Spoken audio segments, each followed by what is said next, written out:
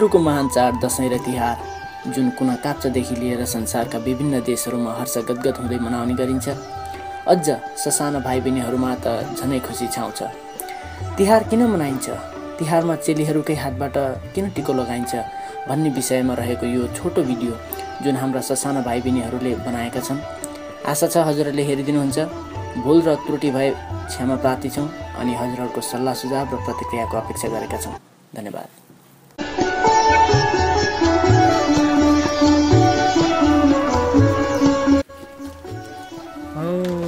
केटा तिहार पनि आयो, आफ्नो चेलीहरू पनि धेरै टाढा परे। यसपालि निदा खाली हुन्छ जस्तो छ। उहिले सतयुगमा यमुनाले यमराजलाई टिको लाउँदाखेरि यमराजले भनेको थियो अरे यस दिन ककले टिको लाउँछ तिनीलाई चाहिँ म मृत्युलोकमा लान्दिनँ। होइन, आफ्नो त योपालि टिको लाइँदैन जस्तो छ। यमराजले तान्छ नि क्या हो यार। यमराज ग्यामराज भने चाहिँ के हो अनि को हो? अब दाजु नि आइपुग्नुहुन्छ। अब दाजु तब थाहा यमराज भने के हो को हो? मलाई यमराजहरू भने थाहा हुन्छ। मलाई आफूलाई यहाँ योको सुन्दा खोज्दै टाइम छैन। यसलाई सुन्दैन नवराजलाई। केटाहरू तिमीहरू चाहिँ बुढाउली कुराहरू गरिदिरहेछौ। मलाई जस्तो बुढाउली कुरा गर्ने टाइम पनि छैन। आफूलाई योको सुन्दा खोज्दै टाइम छैन। गएको है तिमीहरू। ओइ सुन, तिमी हामी जस्तोले चाहिँ ऊ भाइले सोधेको प्रश्नको उत्तर दिन सक्नुहुनुपर्छ। त्यसै कारणले ऊ भाइले सोध्दैछन् यमराज को हुन्? यमराज चाहिँ हिन्दू धर्मको काल हुन्। जब मान्छेको मृत्यु हुन्छ यमराज आएर उसको आत्मालाई मृत्युलोकमा लगेर कर्म अनुसारको सजाय दिन्छन्। निकै इन्ट्रेस्टिङ कुरा आउँछ त यहाँ। अरू पनि यस्तो इन्ट्रेस्टिङ कुरा छ भने भन न। ती इन्ट्रेस्टिङ कुरा होइनन्। तिमी हामीले चाहिँ धर्म संस्कार सिकेर यी भाइ बहिनीहरूलाई पनि सिकाउनु पर्छ। अहिले हामी जस्ता केटाहरू चाहिँ यो म्युजिक भिडियोमा मस्त छन्। हामी केटाहरू जस्तोले धर्म संस्कार सिकेनौँ भने हाम्रो धर्म मासेर जानेछ। हामी युवा वर्गहरूले धर्म संस्कार सिक्नै पर्छ र यी भाइ बहिनीहरूलाई पनि सिकाउनै पर्छ। नवराज, तिमीले गर्न त धेरै राम्रो कुरा गर्यौ, तर तिहारमा दिदी बहिनीकै हातदेखि टिको लाउनुको इम्पोर्टेन्ट चाहिँ के हो? अनि दादा यो काग तिहार, कुकुर तिहार, गाई तिहार, लक्ष्मी पूजा हुन्छ के हो? हामीलाई यो कुराहरू जान्नु मन पर्यो। तिमीलाई थाहा छ नवराज? मलाई चाहिँ सबै कुराहरू थाहा छैनन्। हामीलाई नेपाली पढाउँथ्यो नि, ती दाजुलाई चाहिँ पक्कै पनि थाहा हुन्छ यस्तो कुराहरू। हामीहरू त्यही दाजुसित गएर सल्लाह गर्नुपर्छ। ए त्यसो भने ती दाजु कहाँ हुनुहुन्छ होला नि अहिले? पक्कै पनि घरमै हुनुहुन्छ होला। दादा त्यसो भने त त्यही दाजुलाई सोध्नु जाउँ न त। ल त त्यसो भने जाउँ, नयाँ नयाँ कुराहरू सिकौँ।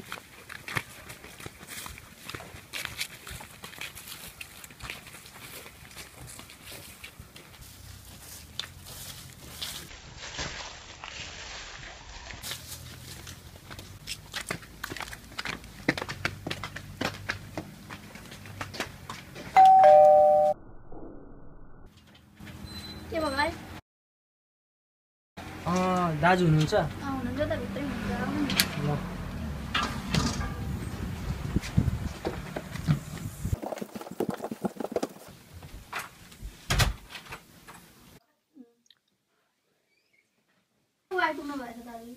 ए नमस्ते दाजु। नमस्कार। नमस्कार अनि भाइहरू, के छ नि खबर? ठिकै छ। ठिकै छ। अनि आज कति कामले प्रश्न सोध्नु पर्ने थियो। एक दुईवटा कुरा यी भाइ दाजुहरूले सोधे। कस्तो प्रश्न भयो? यी भाइले दाजु एक दुईवटा प्रश्न गरेका थिए तिहारको बारेदेखि। तिहारमा चेलीहरूको हातदेखि चाहिँ टिको किन लगाएका? यो तिहारमा चाहिँ चेलीहरूकै हातबाट टिको लगाउनुको कारण चाहिँ चेलीहरूले चाहिँ यो बेलामा चाहिँ आशीर्वाद दिन्छन् दाजुभाइहरूलाई। जुन आशीर्वाद चाहिँ सुख शान्ति र समृद्धि होस्, लामो आयु होस्, आजदेखि उपरान्त कुनै कालहरूले पनि मेरो दाजुभाइहरूलाई घेर्न नसकुन् भनेर चेलीहरूले आशिष दिन्छन्। हो त्यो दिँदाखेरि थाहा छ होला तिमीहरूलाई, दाजुभाइहरूले पनि अलिकति चेलीलाई पनि टिको लगाइदिन्छन् नि। हो त्यसको बदलामा चाहिँ दाजुभाइहरूले चाहिँ आजदेखि हामी चाहिँ हाम्रा चेलीहरूको जहिले पनि रक्षा गर्छौँ, सुरक्षा गर्छौँ भनेर चाहिँ दाजुभाइहरूले पनि चेलीलाई पनि लगाइदिन्छन्। उहिलेको जमानामा हेर्ने हो भने यमुनाले चाहिँ यमराजलाई टिको लगाइदिँदाखेरि चाहिँ धेरै वर्षपछि मात्रै उहाँहरूको भेट भएको थियो। त्यसै कारणले गर्दाखेरि चाहिँ यमराजले यो दिन चाहिँ के भन्नुभएको थियो अरे भन्दाखेरि आजको दिन जसले टिको चेलीहरूको हातबाट लगाउँछ उसलाई कालले पनि केही गर्न सक्दैन, उसलाई कसैले पनि केही गर्न सक्दैन भनेर पनि त्यहाँनिर भन्नुभएको थियो अरे। त्यसै कारणले यसलाई धेरै प्रिसियस मान्छन् यो पर्वलाई। त्यसैले यस दिनमा चाहिँ सबैले दीपहरू बाल्छन्, झिलिमिली बनाउँछन्, स्वर्ग चाहिँ उज्यालो बनाउँछन्, जुन कारणले गर्दाखेरि यसलाई फेस्टिभल अफ लाइट्स पनि भन्छन्। र झिलिमिली बनाउनुको मुख्य उद्देश्य चाहिँ यसलाई कसरी पनि हेर्न सकिन्छ भने आजदेखि उपरान्त चाहिँ हाम्रा दाजुभाइहरूको जीवनमा चाहिँ कहिले पनि अँध्यारो नआओस्, जहिले उज्यालो छाइरहोस्, यसरी पनि हेर्छन् यसलाई। त्यसैले यो दिनमा चाहिँ जसले टिको लगाउँछन् उनीहरूको जीवनमा चाहिँ शुभै शुभ हुन्छ भनेर पनि भनिन्छ शास्त्रमा। त्यस कारणले चेलीहरूलाई हामीले जहिले पनि मान सम्मान इज्जत गर्नुपर्छ। बुझ्यौ? काग तिहार कुकुर तिहार पनि भन्छन्, यो भनेको चाहिँ के हो दाजु? यो काग तिहार कुकुर तिहार गाई तिहार भनेको चाहिँ नि बाबु, कागले चाहिँ यमराजको खबर ल्याउने काम गर्छ अरे।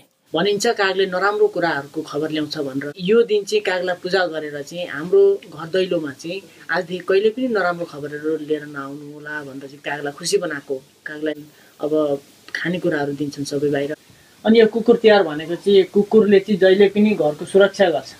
त्यस कारणले चाहिँ आजको दिन चाहिँ कुकुरलाई चाहिँ धेरै मान्यता दिन्छ, टिको लगाइन्छ, माला लगाइदिन्छ, जुन कारणले गर्दाखेरि चाहिँ आजदेखि चाहिँ जहिले पनि हामीलाई यसरी सुरक्षा गरिराख्नु भनेर कुकुरलाई एउटा मान सम्मान गरेको हो। अनि गाई तिहार भनेको चाहिँ गाईलाई चाहिँ लक्ष्मी भगवानको अवतारको रूपमा पनि मानिन्छ। एउटा मेन कारण चाहिँ कसरी पनि हेर्न सकिन्छ भने जब बच्चा जन्मिन्छ, बच्चा जन्मेर आमा नभएको खण्डमा गाईको दुधले पनि बच्चा बाँच्न सक्छ।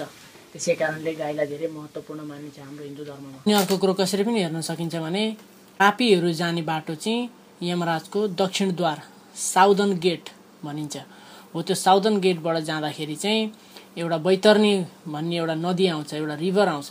यदि अहिले गाईको पूजा गरियो भने चाहिँ त्यतिखेर गौ माताले चाहिँ त्यो रिभर चाहिँ तारिदिनुहुन्छ भन्ने हिन्दूहरूको विश्वास छ। बुझ्यौ नि?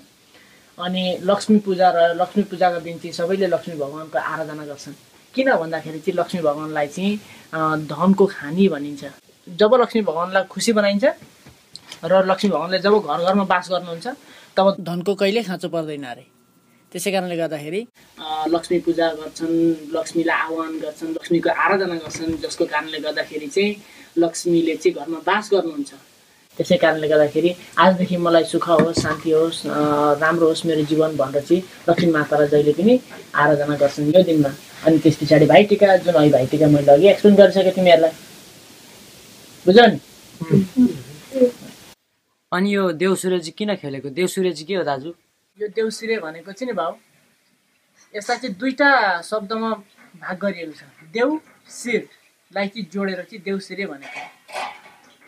शास्त्रीय अर्थले हेर्ने हो भने प्रहलादका नाति बलि राजा, उहाँले चाहिँ विष्णु भगवान जब वामन अवतारमा आएर चाहिँ 3 पाइला जमिन माग्दाखेरि तेस्रो पाइला चाहिँ शिरमा राख्नका लागि दिनुभएको थियो।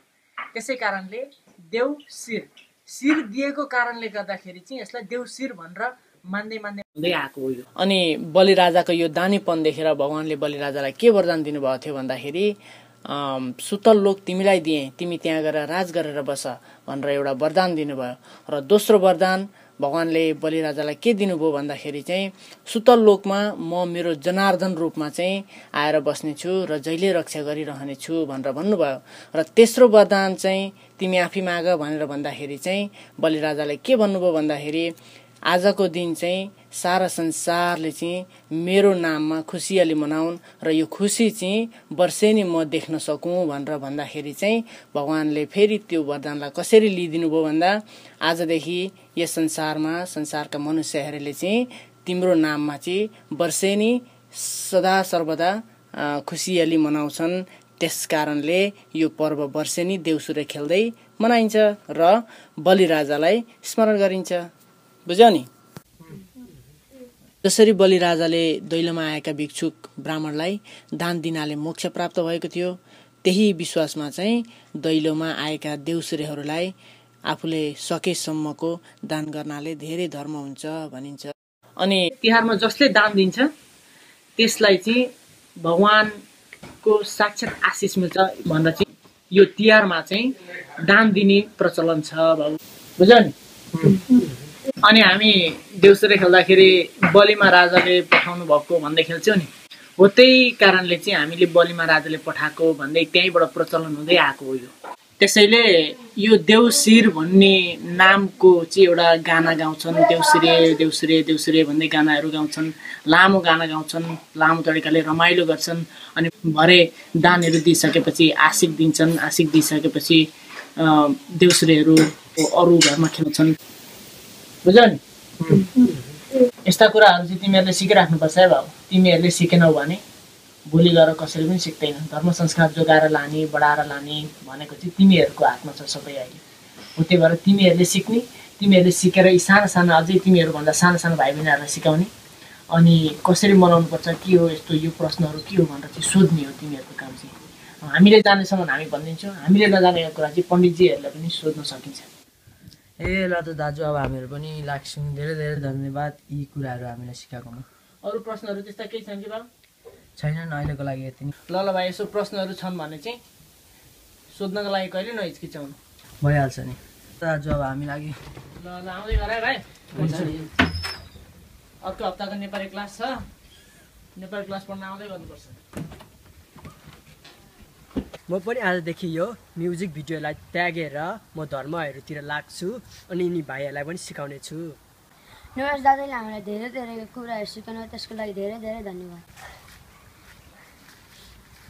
दादा धेरै धेरै धन्यवाद हामीलाई यस्तो कुरा सिकाएकोमा। फेरि यस्तो राम्रो कुरा सिकाइदिएको, मलाई नयाँ कुरा सिकाइरहनु है। हिन्दूहरूको महाचाड तिहारको तपाईँहरूलाई हार्दिक शुभकामना। हामी सबै धर्म संस्कार सिकौँ र अरूलाई पनि सिकाउँ।